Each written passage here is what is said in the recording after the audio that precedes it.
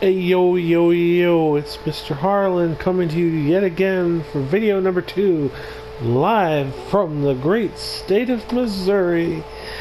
Oh gosh, it's just fun to talk about stories around a nice little campfire, especially when it comes to stories of the past. But I'm sure some of you people were around the states I'm about to give a shout out to. 5 of them. As follows. Well, at least 4 states, and they're as follows: Montana, Michigan, Wisconsin, and New Mexico. Yes, I'm talking about the 2013 Emergency Alert System hackings. On February 11th, 2013, the Emergency Alert System of 5 different television stations across the U.S. states of Montana, Michigan, Wisconsin, and New Mexico were hijacked, interrupting each television broadcast with a local area emergency message warning viewers of a zombie, zombie, zombie, oh, zombie apocalypse. Sorry, I just had to do that. The cranberries are cool. Fuck you, bad wolves. Well, I just had to put that out there. Sorry. Not sorry. The message was subsequently declared as a hoax by local authorities and was reported to be a result of hackers gaining access to the emergency alert system equipment of various television stations. The cause of which was EAS equipment security vulnerabilities. The targeted stations were KRTV, WKBT, DT, WBUP, WNMU, KENW. The perpetrators are unknown to this day. The first incident took place in Great Falls, Montana during an afternoon airing of the Steve Wilkos Show, which can actually be found on YouTube and you can watch on CBS affiliate television station KRTV. The television signal was abruptly interrupted by an audible local area emergency alert reading, "Local authorities in your area have reported that the bodies of the dead are rising from their graves and attacking the living." Later the same day, the stations of CBS affiliate WKBT DT, ABC affiliate WBUP, and PBS member station WNMU in Marquette, Michigan, and La Crosse, Wisconsin, respectively had their emergency alert system hacked, transmitting a similar zombie apocalypse alert during their primetime programming hours. Not long afterwards, the television broadcasts of PBS affiliate KENW in Portales, New Mexico were also interrupted by the false alert. The hijackers were later apprehended shortly after the incident. Just 2 days after the initial hackings, a morning show on WIZM-FM in La Crosse aired an audio recording from the hoax alert, which triggered WKBT-DT's emergency alert system once more, relaying the message over the television station's broadcast signals on February 28, 2017. Radio station WZZY in Winchester, Indiana had their emergency alert system hijacked in an almost identical manner using the same zombie apocalypse hoax audio message as the one used in the incidents in 2013. CBS, ABC, and PBS hardware engineers who investigated the initial incidents reported that the hijackers likely gained access to the emergency alert systems through a variety of weaknesses in the various stations' emergency alert equipment, including a vulnerability in the machine's authentication bypass security and the usage of default passwords that were listed on online user manuals. All 5 high emergency alert hijackings took place on February 11, 2013 in Great Falls, Montana, Marquette, Michigan, La Crosse, Wisconsin, and Portales, New Mexico. The hijackings primarily compromised the television stations of KRTV, WKBT-DT, WBUP, WNMU, and KENW. However, the incident also led to stations ABC 10 and its sister station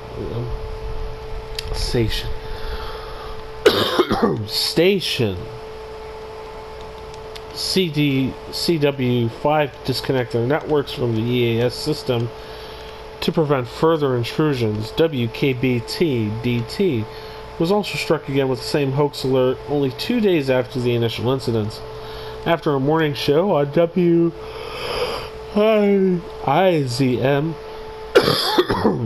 FM triggered WKBT's emergency alert system. In February 2017, radio station WZZY in Randolph County, Indiana, was also hijacked with an identical zombie apocalypse EAS alert as the ones in 2013.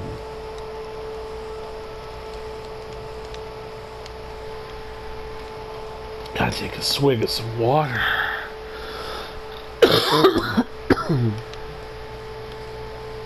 As this video is also sponsored by water.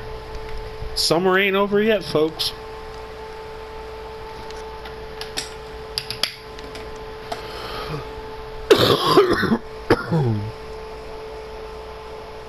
On the afternoon of February the 11th, when it comes to KRTV, 2013, approximately at 2:33 p.m. MST, an airing of the Steve Wilkos show, you can even find this video on YouTube, had been hacked, and the emergency equipment alert had the fake message, and I will read the audible message in the following right now. See if I can't get this voice down. Alright, let's see if I can do it. Civil authorities in your area have reported that the bodies of the dead are rising from their graves and attacking the living. Follow the messages on screen that will be updated as information becomes available. Do not attempt to approach or apprehend these bodies as they are considered extremely dangerous. I repeat, civil authorities in your area have reported that the bodies of the dead are rising from their graves and attacking the living. Follow the messages on screen that will be updated as information becomes available. Do not attempt to approach or apprehend these bodies as they are considered extremely dangerous. This warning applies to all areas receiving this broadcast. Tune in to 9:20 a.m. to get updated information in the event that you are separated from your television or that electrical service is interrupted. Civil authorities in your area have reported that the bodies of the dead are rising from their graves and attacking the living. Follow the messages on screen that will be updated as information becomes available. The station will now cease transmission, so please use your battery-powered radio and tune into 9:20 a.m. for further information. The emergency area alert warned viewers of bodies from the dead in the area surrounding Powell, Broadwater, Jefferson, and Lewis and Clark counties. Not long after the broadcast was transmitted, local authorities confirmed it was a hoax. The audio was later discovered to have been taken directly from a 2008 video titled Zombie Emergency Alert System Warning. The first sentence of the audio was also used in the Anthrax song Fight 'em Till You Can't. Now that song I gotta listen to. The second hijacking took place in Marquette, Michigan and La Crosse, Wisconsin, when the alert system for the television station had been interrupted with pretty much the same signal. But this interrupted a broadcasting of Barney and Friends and later The Bachelor. The final hijacking took place in Portland, New Mexico, and the hackers were reportedly found shortly after the hijacking. However, further information on the perpetrators of the hijacking was never released.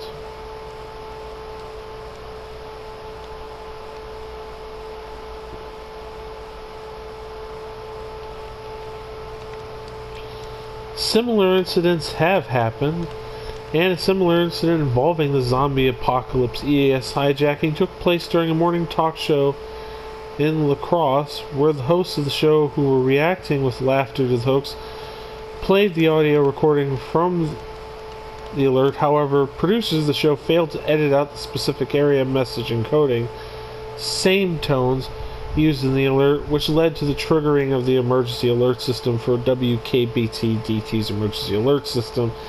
As a result, it relayed the message from the hoax over the station's regular programming.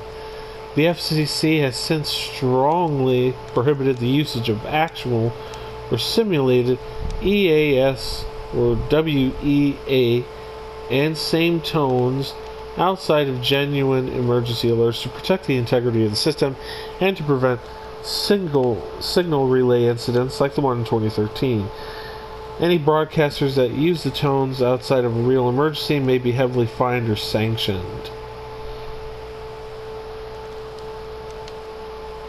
On February 28, 2017, radio station WZZY 98.3 in Randolph County, Indiana, aired the same bodies rising from the dead false alert message from 2013 after the Sage Endic EAS equipment was hijacked.